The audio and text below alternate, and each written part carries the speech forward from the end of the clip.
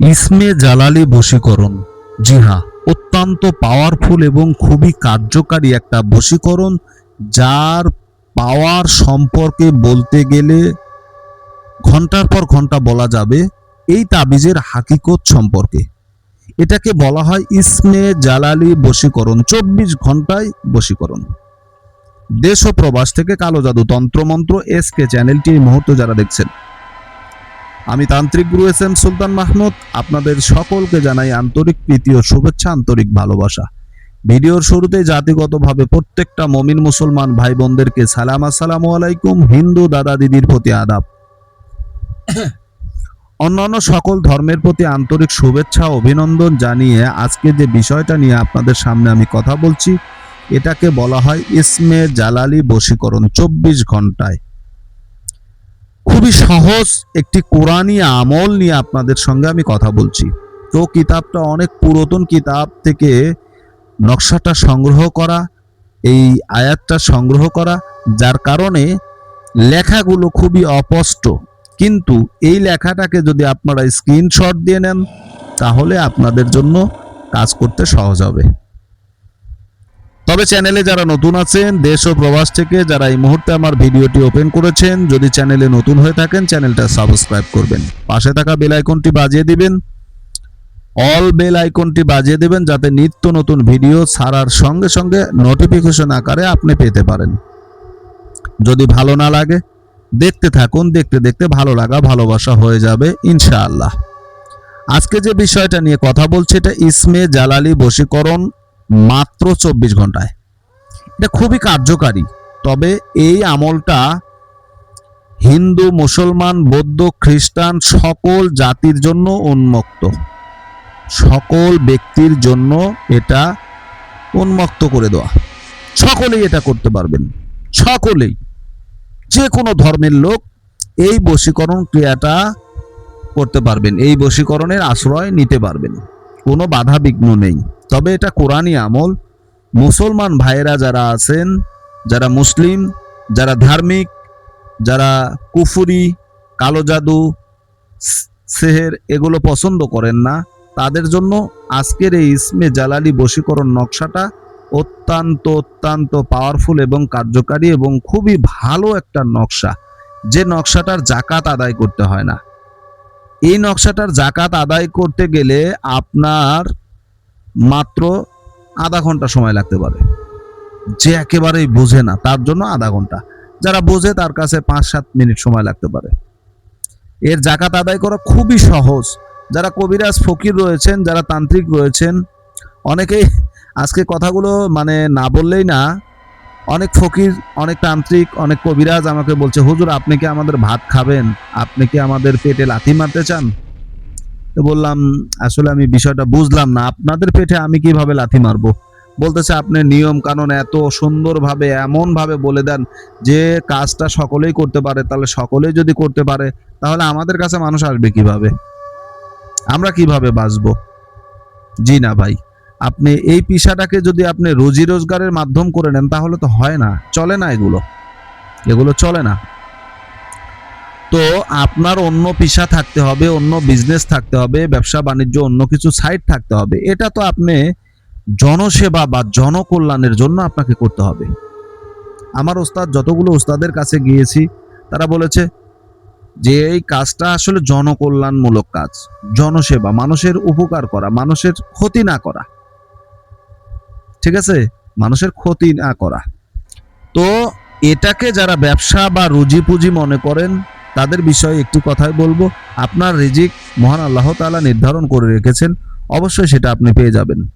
আর একটা কথা মনে রাখবেন, যে ব্যক্তি কখনো গাড়ি চালায়নি, ড্রাইভিং শিখেইনি, তাকে আপনি একটা গাড়িতে, একটা প্রাইভেট কার বা বাস, কোচ, নাইট কোচ বলেন, ট্রাক বলেন, টাটা বলেন, যে কোনো একটা গাড়িতে আপনি স্টিয়ারিংয়ে বসায় দেবেন, সে গাড়ি চালাতে পারবে না। সে খাদের মধ্যে দেবে, অথবা খাম্বার সাথে অথবা রুলিং এর সাথে বেঁধে দিয়ে সে নিজেও মরবে, যাত্রীগুলোকেও মারবে। তো তন্ত্রবিদ্যা, বশীকরণ বিদ্যা এত সহজ বিষয় মনে করেন না, এগুলো সাধনার জিনিস, আমল থাকা দরকার।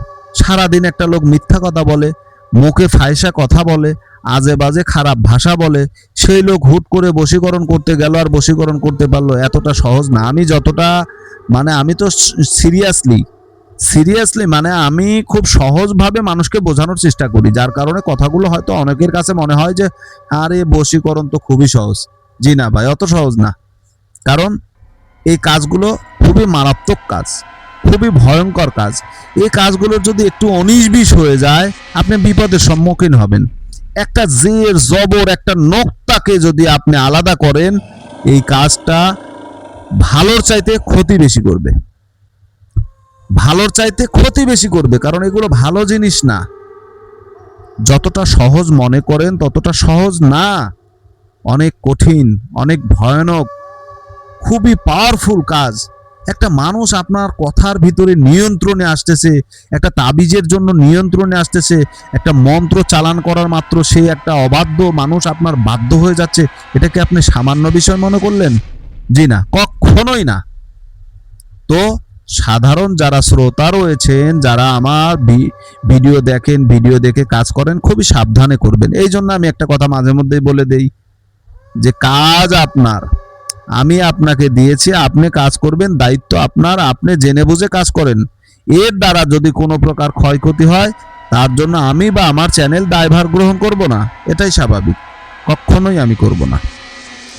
তো আপনি যদি কাজ করেন, আপনি জেনে বুঝে করবেন, বুঝে শুনে আপনি কাজ করবেন, এখানে আমার করার কিছু নাই। ক্ষতি হলে আপনার হবে, আমি আপনাদেরকে বুঝিয়েছি, সেই নিয়মে কাজ করেন। এখন আসেন, এই নকশাটার জাকাত আদায় করতে হবে। কিভাবে জাকাত আদায় করবেন? যারা মুসলিম রয়েছেন 11 বার দরুদ শরীফ পড়বেন। প্রথমে আউযু বিল্লাহি মিনাশ শাইতানির রাজিম বিসমিল্লাহির রহমানির রহিম ইস্তেগফার পড়বেন। ইস্তেগফার পড়বেন, যারা যে ইস্তেগফার পারেন সেটা পড়বেন। অন্তত আস্তাগফিরুল্লাহ রাব্বি মিন কুল্লি জামবি ওয়া আতুবু ইলাইহি লা হাওলা ওয়ালা কুওয়াতা ইল্লা বিল্লাহিল আলিউল আযীম 11 বার পড়লেন। এরপরে 11 বার দরুদ শরীফ পড়বেন। পড়ার পরে আবার 11 বার ইস্তেগফার পড়েন। ঠিক আছে? এই নকশার নিয়ত করে নেন যে আল্লাহ, আমি তোমার পবিত্র কালামের জাকাত স্বরূপ আমি তোমার দরুদে ইব্রাহিম পাঠ করেছি, আমার এই নকশার জাকাত আদায় করলাম, তুমি কবুল করো। আর এই নকশার বরকতে অমুক অবাধ্য নারী বা পুরুষকে বাধ্য করে দাও, বাস এতটুকু।